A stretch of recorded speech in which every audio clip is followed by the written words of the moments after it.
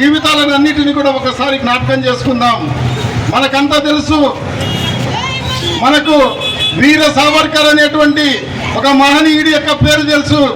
ఈ మధ్య కాలంలో అతని యొక్క పేరును వివాదాస్పదం చేశారు కొద్దిమంది. వీర సావర్కర్ బ్రిటిష్ వాళ్లకు క్షమాపణ అడిగిందంటే చెప్పి తప్పుడు యొక్క సమాచారాన్ని మన యొక్క విద్యార్థి లోకానికి అందజేస్తున్నారు. ఒక్కసారి ఆలోచన చేయండి. భారతదేశంలో ఎవరు అనుభవించినటువంటి జైలు శిక్ష అనుభవించినటువంటి వ్యక్తి ఎవరైనా ఉన్నారంటే స్వతంత్ర వీర సావర్కర్ ఉన్నాడు. ఒక వ్యక్తికి ఒక జన్మ కారాగార శిక్ష వేస్తారు, కానీ బ్రిటిష్ ప్రభుత్వము 2 జన్మల కారాగార శిక్ష వేసింది మన యొక్క వీర సావర్కర్ కు. దేశంలో కూడా కఠినమైనటువంటి శిక్ష అమలు చేసేటువంటి అండమాన్ జైల్లో పెట్టింది. అండమాన్ జైల్లో ఉండేటువంటి వాళ్ళందరినీ కూడా ఆ రోజు ఉండేటువంటి బ్రిటిష్ ప్రభుత్వము చాలా కఠినంగా ఘోరంగా తిండి పెట్టకుండా వాళ్లకు కేవలం నిలబడడానికి ఉండేటువంటి స్థలంలో మాత్రమే వాళ్ళని జైల్లో వేశాడు. అటువంటి సమయంలో వీర సావర్కర్ తో పాటు వీర సావర్కర్ యొక్క అన్నను కూడా అక్కడికి తీసుకొని వెళ్ళారు. కారణం ఏంటంటే అండమాన్ ఒక దీవి దూరంగా ఉంటుంది. అక్కడ తీసుకొని వెళ్ళినట్టయితే ఈయన కుటుంబానికి మొత్తం కూడా దూరంగా ఉంటాడు, ఈ జాతిని మర్చిపోతాడన్నాడు. కానీ స్వతంత్ర వీర సావర్కర్ అక్కడ వెళ్ళి జాతిని మర్చిపోలేదు. 1857 యొక్క స్వతంత్ర సంగ్రామం యొక్క చరిత్రను ఆ యొక్క అండమాన్ యొక్క గోడల పైన లిఖించాడు. అటువంటి ఆజన్మాంత దేశభక్తుడు ఎవరన్నా ఉన్నారంటే వీర సావర్కర్. కాబట్టి ఆయనను గానుగ తోడినట్టు ఎడ్లని ఇట్లా కట్టి నూనె తిప్పి గానుగ తీసినట్టు గానుగ తిప్పారు.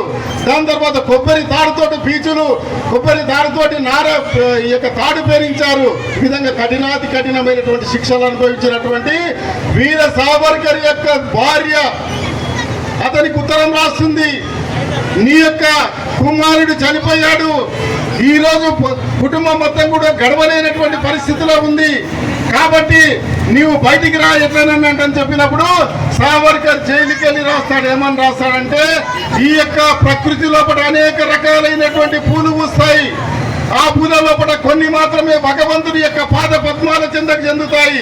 ఈ దేశంలో అనేక మంది పుట్టారు, కానీ ఈ భారత మాత యొక్క సేవ చేసేటువంటి అదృష్టం మాకు దక్కింది అంటని చెప్పి తన యొక్క భార్య కుట్ర రాస్తాడు. అటువంటి అఖండమైనటువంటి దేశభక్తుడి యొక్క బలిదానం వల్ల ఈరోజు మనకు స్వతంత్రం వచ్చింది. అదే కాదు, మనకంతా కూడా తెలుసు, భగత్ సింగ్ ఈ దేశంలో ఉరి తీయబడ్డటువంటి ఒక దేశ నాయకుడు, జాతీయ నాయకుడు. ఎందుకొరకు ఉరి తీయబడ్డాడు, దేనివల్ల ఉరి తీయబడ్డాడు? ఆయన చేసినటువంటి పని ఏంటంటే భారత మాత కొరకు, దేశం యొక్క స్వతంత్రం కొరకు పోరాడారు. చిన్నప్పుడే జలియన్ వాలాబాగ్ యొక్క దురంతరం చూశాడు. కాబట్టి ఇటువంటి వ్యక్తి ఈ దేశం కొరకు బలిదానం అయ్యాడు. ఆజాద్ చంద్రశేఖర్ అయ్యాడు, ఉద్ధమ్ సింగ్ అయ్యాడు, లేకపోతే రామ్ ప్రసాద్ బిస్మిల్ అయ్యాడు, లేకపోతే అనేక మంది వీరుల యొక్క బలిదానం వల్ల ఈ రోజు మనకు స్వతంత్రం వచ్చింది. మరొక విషయాన్ని జ్ఞాపకం చేసుకోవాలి, మన దేశానికి ఇటువంటి వీరులు స్వతంత్రం వచ్చినా కానీ మనం 1947 ఆగస్టు తారీఖు నాడు మన స్వేచ్ఛాగాలులు స్వతంత్ర జెండా ఎగురవేస్తే 14వ తేదీ అదే 1947వ సంవత్సరంలో పట ఈ దేశము ఆ రోజు వరకు అఖండంగా ఉన్నటువంటి దేశం విభజించబడ్డది పాకిస్తాన్ పేరు మీద. అక్కడ ఉండేటువంటి భారత ప్రజానికానికి ఎవరికి కూడా తెలియదు మేము పరాయి దేశంలో ఉన్నామంటని చెప్పి